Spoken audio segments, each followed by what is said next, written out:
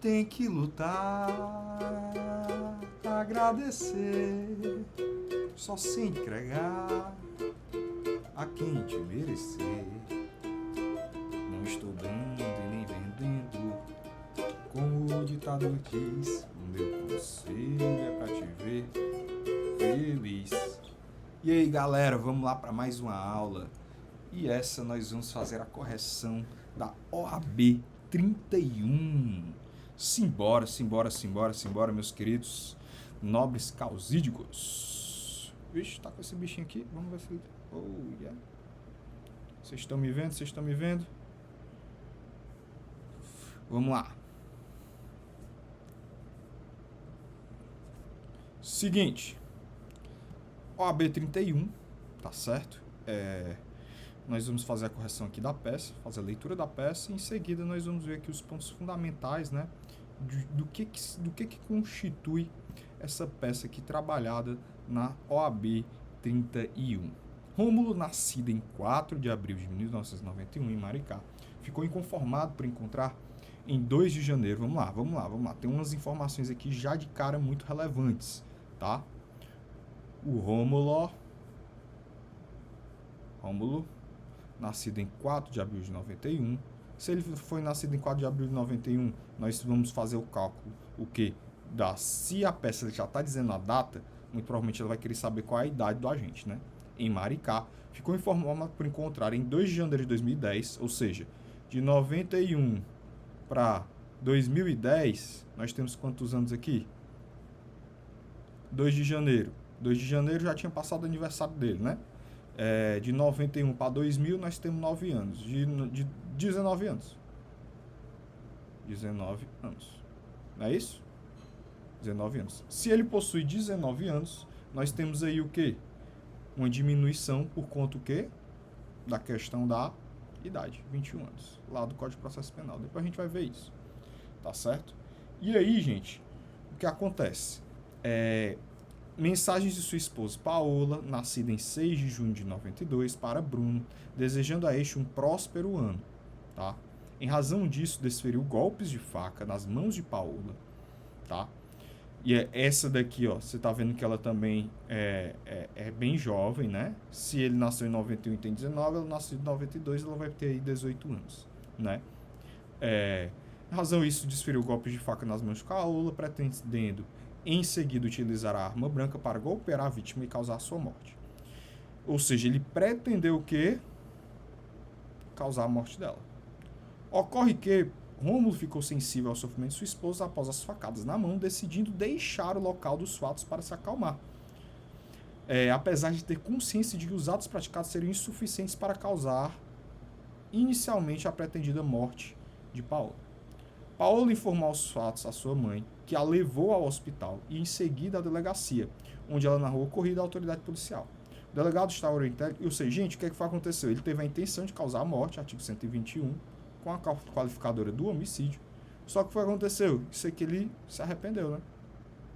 Ele se arrependeu e parou. Ficou sensível com o sofrimento das facadas. Deixou o local. Então o nome disso aqui é o quê? Arrependimento eficaz. Por quê? Porque não causou a morte. Não causou a morte. Beleza? E aí o que aconteceu? A gente já está decifrando aqui. A peça. Beleza? Já estamos decifrando, entendendo o que é que a banca está cobrando. E aí, em seguida, Paola informou, enfim, já lemos essa parte, o delegado instruiu o inquérito policial, né, realizando por vários anos, diligências para a confirmação da versão da vítima, ouvindo testemunhas, realizando laudo de exame local, e acostado o exame de corpo de delito, que serve como prova, né, que constatou isso aqui serve como o quê? Como a questão da materialidade, que constatou a existência da lesão corporal de natureza grave, né, que na realidade, dentre outras, por fim, ouviu o indiciado, e ouviu até o indiciado, o delegado fez todo o inquérito aqui, que confirmou a pretensão inicial a todos os fatos descritos pela vítima. Concluindo, pretensão inicial, tá vendo? A questão do ânimos de da questão do assassinato, né? Questão aí do homicídio. Concluiu o procedimento. Após o relatório final, os autos foram encaminhados para o Ministério Público, que ofereceu denúncia, isso aqui é importante, ofereceu denúncia, em face de Rômulo, no dia 22 de janeiro de 2020. Eita pleura. Pera aí, o fato foi quando? Em janeiro de 2010. O fato foi em 2010 e a denúncia está sendo oferecida em 2020. Nós temos que ver aqui, segundo o artigo 109 do Código Penal, se houve ou não a prescrição da pretensão punitiva estatal. A gente já tem que verificar isso daí. Perante o tribunal do júri, eita menino, botou foi sem cuspe aqui o promotor. Então logo foi para o tribunal do júri, da comarca de Maricá, Rio de Janeiro, imputando-lhe a prática do crime previsto no artigo 121, feminicídio, né, que foi o quê? A intenção da gente. Com relação dada pela Lei 13.104, inciso 2º do Código Penal, e inicial acusatória recebida em 24 de janeiro de 2020, né? Sendo denunciado, citado pessoalmente e juntada a folha de antecedentes criminais em que acostava apenas uma outra anotação por ação penal em curso por suposta prática do crime de furto qualificado. Então aqui ele tinha aqui outra anotação, né? Após regular prosseguimento do feito, até aquele momento foi designada a audiência na primeira fase do procedimento do tribunal do júri, ocasião em que foram ouvidas as vítimas e as testemunhas da acusação e da defesa. Beleza. Primeira pessoa que tem que ser escutada é quem? A vítima. Em seguida, segundo o artigo lá do Código Penal, vamos já ver, tá? Todos prestaram declarações que confirmaram efetivamente o ocorrido. Rômulo não compareceu porque não foi intimado. Ou seja, ausência de intimação. Isso aqui acarreta em quê, galera? Nulidade. Nulidade. Mas seu advogado estava presente e consignou inconformismo com a realização do ato sem a presença do réu. O magistrado, contudo, destacou que designaria nova data do interrogatório, né? E que a defesa até que estaria presente, não havendo então prejuízo. Há prejuízo, sim. Há prejuízo. De fato, foi marcada nova data para a designação do interrogatório, ocasião em que Rômulo compareceu e permaneceu em silêncio. Após as suas apresentações e manifestação reiterada da defesa, em compromisso com a realização da primeira audiência, os autos foram concluídos e que foi proferida decisão de pronúncia. O réu, nos termos da denúncia, pessoalmente intimado, o Ministério Público se manteve inerte, tá? A defesa técnica e o Rômulo foram intimados em 10 de março de 2020, tá? Galera, seguinte, se o réu foi pronunciado, o Ministério Público se manteve inerte, qual é o recurso cabível? Qual é o recurso cabível? Qual é o recurso cabível? Qual é o recurso cabível? Recurso cabível é o recurso em sentido estrito. Recurso em sentido estrito. Se o Ministério Público tivesse se manifestado, qual seria o recurso cabível? Contra razões de recurso em sentido estrito. Em seguida é que você seria intimado para se manifestar. Nas contrarrazões, você bateria em todos os argumentos colocados pelo Ministério Público em relação a essa questão da manifestação dele. Tá certo? Como ele não se manifestou, nós vamos o quê? Recurso em sentido estrito para quê? Para, contra a decisão de pronúncia, alegar todas as nulidades, alegar as preliminares de mérito e o mérito em si, pedindo aí, no caso, desclassificação da conduta, né? Remeta para a vara adequada para isso, configurando o crime aí de lesão corporal grave, né? Vamos ver aqui o que a banca da FGV entendeu como correto nesse exame. Considerando as informações expostas na condição de advogado, Rômulo apresenta a peça jurídica cabível, diferente de habeas corpus e embaixo de declaração, apresentando todas as teses jurídicas de direito material e processual cabíveis. A peça deverá ser datada do último dia do prazo, como sempre, tá? Para interposição, considerando que segunda-feira e sexta são dias úteis em todo o país. Deve abranger os fundamentos de direito que possa ser utilizado para respaldo. Primeira coisa que a gente tem que fazer, já identificamos a peça. Segunda coisa que nós devemos fazer agora é fazer o cálculo do cômputo do dia, tá certo? Para a gente datar tanto a petição de interposição quanto a petição ali das razões. Beleza? Vamos lá. Primeiro cálculo lá. Qual foi o dia que ele foi intimado? Dia 10 de março de 10/3 de 2020. 10/3 de 2020. Qual é o prazo do RES? Segundo o artigo... Vamos lá pro RES. O RES ele tá perto da apelação lá no Código Penal, né? Então, tá aqui, ó. Qual é o artigo do RES? 581. 581. Vamos aqui pro Código de Processo Penal. 581. Artigo 581 tá aqui. Caberá recurso no sentido do despacho ou sentença que o quê? Que receber a denúncia ou queixa, que concluiu incompetência do juiz, que proceder, que pronunciar o réu. Inciso 4º. Tá? Artigo 581, inciso 4º. E aí nós vamos lá. Opa! Vou tirar aqui.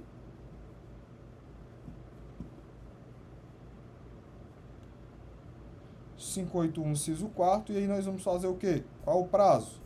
O prazo também está aqui no Código de Processo Penal. Já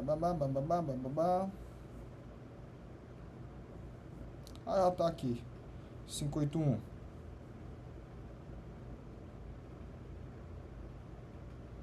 Soberano para o próximo uso, recurso de efeito subversivo, o réu poderá, o recurso voluntário, será interposto no prazo de quê? 5 dias, nos termos do artigo 586, tá bom? Então, gente, o que acontece? Se o prazo é de 5 dias,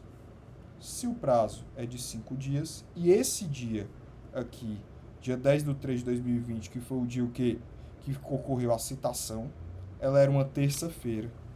Dia 10 era terça-feira, dia 11 era uma quarta, dia 12 era uma quinta, dia 13 era uma sexta, dia 14 era um sábado, dia 15 era o domingo, dia 16 era segunda. Vamos ver aqui. Começa a contar nesse dia? Não. Primeiro dia útil subsequente. Dia 11 é o primeiro dia. Dia 12, segundo dia. Dia 13, sexta-feira. Dia 11, dia 12, dia 13. Sexta-feira, terceiro dia. Sábado, domingo. Beleza. Sábado, quarto dia. Domingo, quinto dia. Conta aqui? Não. Primeiro dia útil subsequente aqui, ó. Segunda-feira vai ser o último dia do prazo, dia 16/3 de 2020. Gente, dia 16 é feriado de alguma coisa? Não que eu me lembre. Tá? Então, esse aqui vai ser o último dia do prazo, dia 16/3 de 2023. Beleza? Então, vamos lá para a estruturação da peça. O que foi que a FGV entendeu aqui e que foi computado? O examinado deve apresentar, na qualidade de advogado de Rômulo, o quê? Recurso em sentido o quê? Estrito, assim como nós colocamos nos termos do artigo 581 e 584. Inicialmente, o examinado deve apresentar a petição de interposição, tá certo? A petição de interposição é uma peça bipartite, que deve ser direcionada ao juízo do Tribunal do Júri da Comarca de Maricá, que foi esse aqui que está presente na nossa peça, tá certo? Aqui, ó. Ao juízo o quê? Tribunal do Júri da Comarca de Maricá. Vou até botar numa cor diferente aqui para vocês verem. Vamos botar aqui numa cor... um verdinho, vai. Tribunal do Júri da Comarca de Maricá.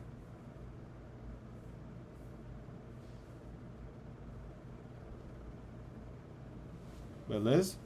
Só aí, galera, já pontuou, tá? Já pontuou, já tô. Juiz do Tribunal do Júri da Comarca de Maricá, já ganhou 0,10. Já ganhou 0,10. Vocês estão vendo aqui, ó. Aqui, ó, 0,10. Em seguida, deve ser direcionado à interposição, papapá. Local em que foram praticados os atos, sendo certo que o crime imputado era de natureza dolosa contra a vida, logo, órgão competente para o julgamento de acordo com a infração penal imputada na denúncia.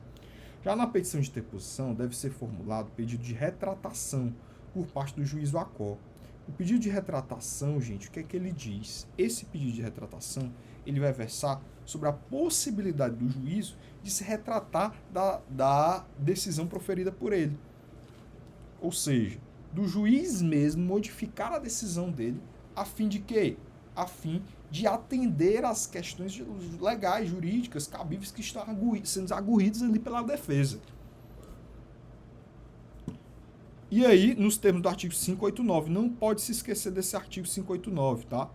Artigo 581 é o artigo, inciso 4º, é com relação ao recurso em sentido estrito em face da decisão de pronúncia. E o artigo 589 é com relação à retratação que deve existir. Em seguida, mantida a decisão de pronúncia, os autos devem ser encaminhados para o Tribunal de Justiça com as respectivas razões recursais. Ou seja, tem que colocar a questão das razões e o encaminhamento, a remessa para o tribunal. Só nisso daí nós temos o quê? Juízo de retratação mais 30.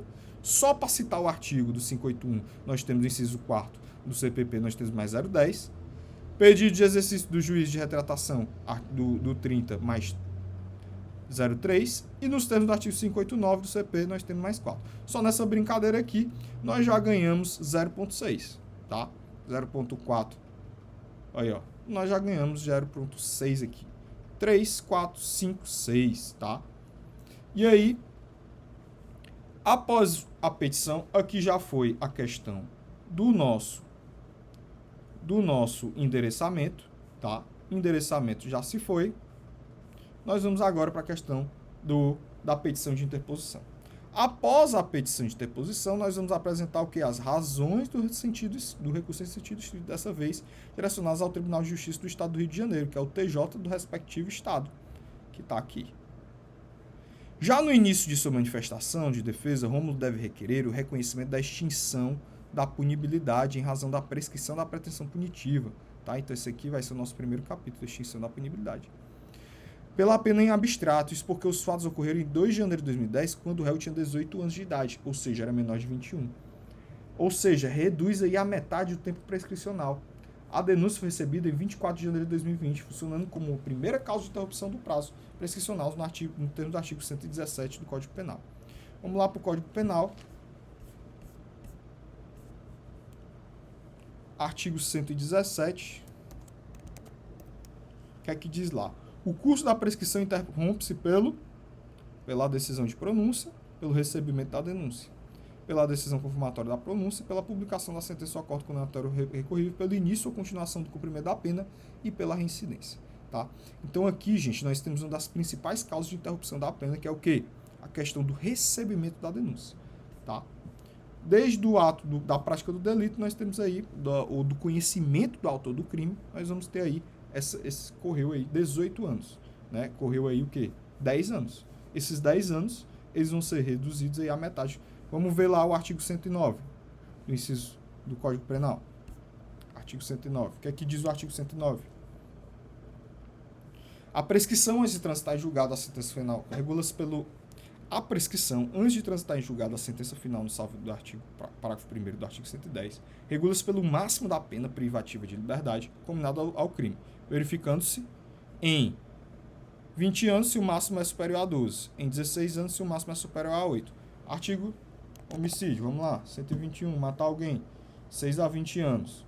Como ele está dizendo que foi qualificado por questão do feminicídio contra a mulher por razões de condição de sexo, nós vamos ter aqui reclusão de 12 a 30 anos. Se o máximo é 30 anos, ele vai o quê? Está aqui no 109. 109. Se o máximo da pena é superior a 12. O máximo da pena é de 30, é superior a 12. Superior a 12. Só que como a gente possui menos de 21 anos, o que é que vai acontecer? Nós vamos reduzir lá a metade. Né? Se é em 20 anos, ela vai precisar passar o quê? 10 anos. Se vai precisar passar apenas 10 anos. Então vamos lá. O Ministério Público imputou a denúncia do crime de homicídio qualificado, que o princípio possui a pena abstrata de 30 anos de reclusão, foi contudo incluída a causa de diminuição de pena por tentativa, considerando o mínimo de diminuição de 1/3. Tá? Ou seja, ela vai diminuir a pena. A pena máxima do delito passa a ser de 20 anos. Tá? Embora fosse de 30 anos, também não ia fazer muita diferença. Né? Se diminuir 1/3, causa de diminuição de reclusão nos termos do artigo 109, inciso 1º do Código Penal. Prescreve em 20 anos. Ocorre que no artigo 115 do Código Penal estabelece que o prazo prescricional será computado pela metade quando o agente, na data do fato, menor de 21 anos. Considerando a idade de Rômulo, quais os fatos teriam ocorrido. O prazo prescricional a incidir, na hipótese, é de 10 anos. Ou seja, o prazo prescricional a incidir será no caso de 10 anos. Por quê? Porque o cara de bunda aí, ele é menor de 21. Se o cabo é menor de 21, então nós temos aí a redução, né, pela metade. Com base o quê? No artigo 115. Artigo 115, vamos ver aqui. Artigo 115 do Código Penal. São reduzidos pela metade os prazos de prescrição quando o criminoso era, ao tempo do crime, menor de 21 anos ou na data da sentença, maior de 70. Ou seja, se o cara for um velhinho também, e isso cai na sua prova, você vai aí dar uma reduzida pela metade. Então, vamos lá. Importante recordar que no artigo 110 do CP não mais admite o reconhecimento da prescrição retroativa entre a data do fato e o recebimento da denúncia. Ou seja, considerando que a pena em concreto aplicada, não havendo vedação ao reconhecimento da prescrição entre estes marcos, quando for considerada a pena em abstrato. Então, nós temos alguns tipos de prescrição, tá certo? E aí nós vamos estar falando delas mais à frente. Sem que desconsiderar que o fato é anterior ao advento da Lei 12.234 de 2010. Preliminarmente, deve o examinado destacar a existência da nulidade a ser conhecida pelo anulando se a instrução deve-se anular a instrução da primeira audiência realizada, isso porque o réu não foi intimado para o cumprimento, para comparecer em juízo, não sendo adequada a realização da audiência coitiva da vítima, testemunho de acusação e defesa sem a presença do acusado. Ainda que o interrogatório tenha sido realizado em outra data, a produção praticamente toda a prova sem a presença de Rômulo, tendo a defesa manifestado inconformismo, justifica o reconhecimento de nulidade, em razão da violação do princípio que da ampla defesa, previsto no artigo 5º LV. É o artigo 5º Louis Vuitton, como diz aí o professor Nidal, é o LV, o Louis Vuitton, o LV Louis Vuitton, que nós vamos aí estar arguindo na nossa defesa. No mérito, o principal argumento a ser apresentado em favor de Rômulo é a ocorrência da desistência voluntária, tá? Então, aqui, no mérito, lembre-se que até o momento nós alegamos o quê? Questões de preliminares, principalmente de método. Primeiro, a questão o quê? Da prescrição. Em seguida, nós alegamos o quê? A questão da nulidade, por desobediência, pelo réu não ter sido intimado. Outra nulidade com relação à questão da ampla defesa, em relação ao réu não estar presente nos atos, né? Então, isso daí são nulidades que vão estar ocorrendo ao longo do processo. E, além dessas nulidades, temos a questão da ocorrência da prescrição da pretensão punitiva. Beleza? Vamos lá. No mérito, nós vamos ter a tese da desistência voluntária. E aí, a desistência voluntária, ela vai acarrear o quê? Que a conduta ela não seja classificada como homicídio. O que levaria à desclassificação em relação à infração penal imputada do artigo 419. Tá? Ou seja, com fundamento no artigo 419 do CP, nós temos aí a desclassificação da conduta. Vamos lá para o artigo 419. 419 ele diz o quê? Do CPP, né? Errou ali a FGV. Quando o juiz se convencer em discordância com a acusação da existência de crime diverso dos referidos e não for competente para o julgá-lo, remeterá os autos ao juiz que o seja, ou seja, fazendo a remessa para uma vara o quê? Para uma vara criminal comum, regular, tá bom? Se saindo aí da competência do tribunal do júri. De acordo com o que consta do procedimento, efetivamente, a intenção inicial de Rômulo era causar a morte de sua esposa. Paulo, todavia, após desferir golpes na sua mão, sensibilizado com o sofrimento dela, desistiu de forma voluntária de prosseguir na empreitada delitiva e deixou o local dos fatos, estando ciente de que os atos praticados seriam insuficientes para a consumação do delito inicialmente pretendido. Na tentativa, o crime não se consuma por circunstâncias alheias à vontade do agente, o que não ocorreu, tá certo? Ou seja, se na tentativa, se um homicídio é tentado, você tenta por meio das facadas, desferir as facadas, ele teria tentado, e por circunstâncias alheias à vontade dele, como consta lá no artigo 15 do CP, vamos ver aqui o artigo 15. Olha aqui o que diz o artigo 15. Artigo 15 do Código Penal, ele coloca o quê? Que o agente que voluntariamente desiste de prosseguir... homicídio tentado. Quando iniciada a execução, não se consuma por circunstâncias alheias à vontade do agente. Então, se o agente tivesse disparado, tentado dar as facadas, e alguém tivesse impedido que ele tivesse realizado isso, beleza, ok. Mas ele deu as facadas e ele disse assim, não, peraí, vou pensar mais, essa brincadeirinha aqui não tá legal, bateu aí a consciência, o cara pegou, ó, e capou o gato para casa. E aí, segundo o artigo 15 do Código de Sentido de que o agente que voluntariamente desiste de prosseguir da empreitada delitiva responde apenas pelos atos já praticados. Então, lá no artigo 15, o agente que voluntariamente desiste, que é a desistência voluntária, né, o arrependimento eficaz, desiste de prosseguimento na execução, impede que o resultado se produza, só responde pelos atos já praticados. E aí nós temos o quê? Pode ser imputado ao agente. Observe que não haveria se afastar em proposta de suspensão condicional do processo diante da folha de antecedentes criminais do réu. Então, assim, a questão da suspensão condicional do processo, ela seria o quê? Ela seria impedida por conta da questão dos antecedentes criminais. Se ele fosse primário e estivesse aí sem esses antecedentes criminais, nós também solicitaríamos aí a suspensão condicional do processo com fruto lá no artigo 8.000, na Lei 9.099. Beleza. E aí nós temos aqui, por fim, de maneira subsidiária, não reconhecida a necessidade de desclassificação, cabe ao examinador pulugar pelo afastamento da qualificadora previsto no artigo 121, tá? Aí a gente pede o afastamento, beleza, aqui são as teses subsidiárias. Já colocamos a questão do mérito, e aí entram as teses subsidiárias. Qual é o mérito? Ausência o quê? Desistência voluntária, desclassificação da conduta, que essa conduta, ela na realidade, ela não pode ser classificada como tentativa, e que deve ser reconhecido o quê? O arrependimento eficaz. Essas aí são as teses de mérito. Em seguida, nós vamos para as subsidiárias. Quais são as subsidiárias? De maneira subsidiária, não seja reconhecida a desclassificação da conduta, e cabe ao examinador pugnar pelo afastamento da qualificadora do artigo 121, parágrafo 2º, tendo em vista que, conforme expresso enunciado, a mesma foi inserida na Lei 13.104 de 2015, enquanto os fatos teriam ocorrido em 2010.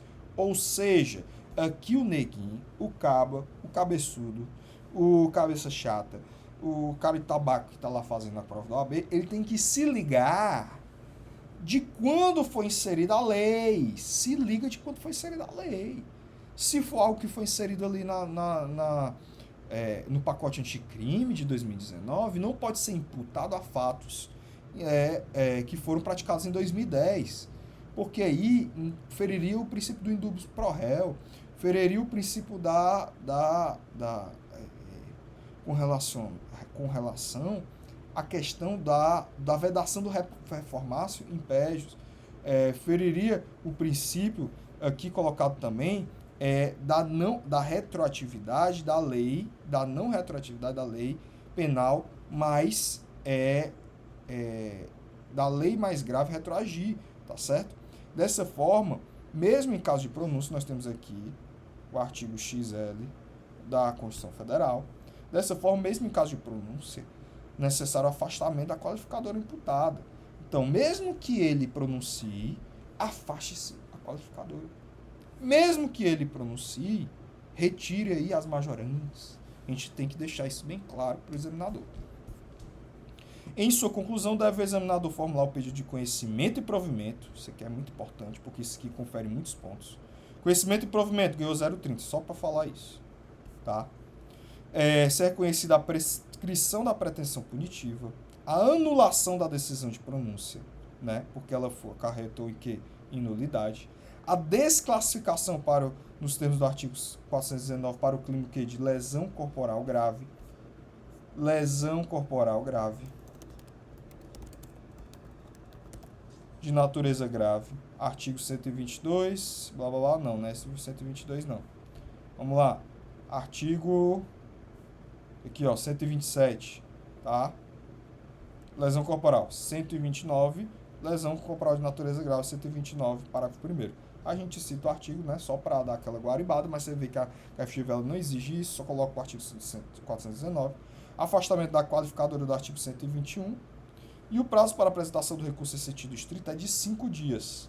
Nos termos do artigo 586, logo se encerraria o prazo no dia 15 de março, domingo, uma vez que a gente... Vamos ver lá se a gente fez o cálculo certo. Cadê? A gente fez o cálculo certo? Dia 16 de março de 2023. Aqui, ó. E qual é o dia que ele colocou aqui? Dia 16 de março de 2020. Oh, 23 não, cara. 2020. 2020. Tu tá é doido. 2020. Beleza? 16 de março de 2020, no fechamento, deveria o candidato indicar data, local, advogado OAB. Beleza? E aí nós temos aqui a nossa pontuaçãozinha, né? Ó, só da pontuação aqui nós temos o quê? Endereçamento ao Tribunal ao egrégio Tribunal de Justiça do Estado do Rio de Janeiro, ganhou 10. Extinção da punibilidade em relação ao delito da denúncia. Em relação ao quê? Da denúncia, extinção de punibilidade de conflito no artigo 107. Né? Vamos lá ver o artigo 107. Artigo 107. Pelo quê? Pela retroatividade da lei que não mais... Não, peraí.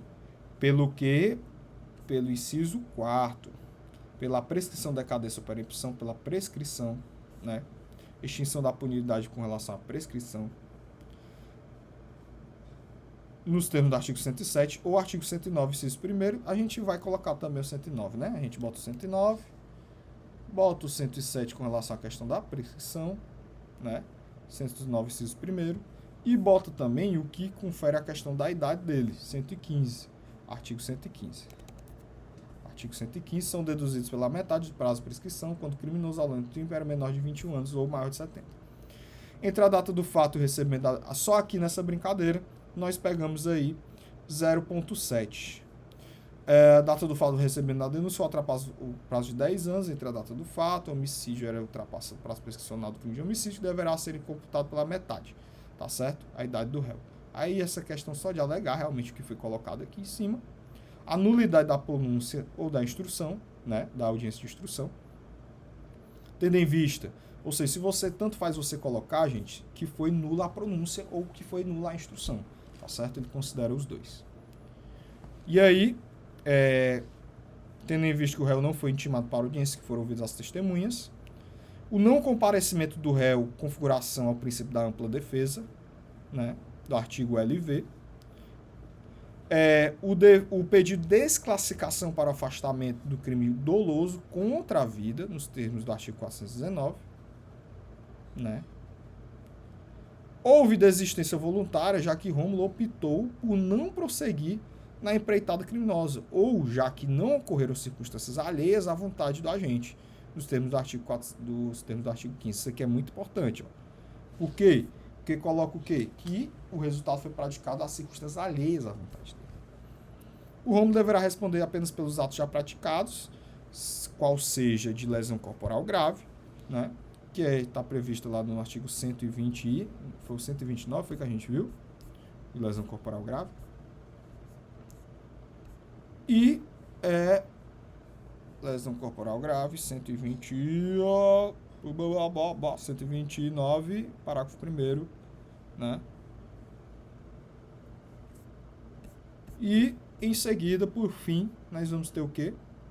Esse aqui, gente, os que vão pontuar mais, ó, veja bem aqui, ó, esse aqui da extinção da punibilidade, que gera ponto pra caramba, né? 0,65 aqui, né? Esse aqui, que também gera ponto pra caramba, 0,65. E esse aqui que gera ponto pra caramba também, 0,65, né? Então, nós temos aí o afastamento da qualificadora, a desistência voluntária, a tese de desistência voluntária, a tese da nulidade, que também gera ponto pra caramba, e a desclassificação da conduta, né? E em seguida aqui nós temos aqui a questão da extinção da punibilidade.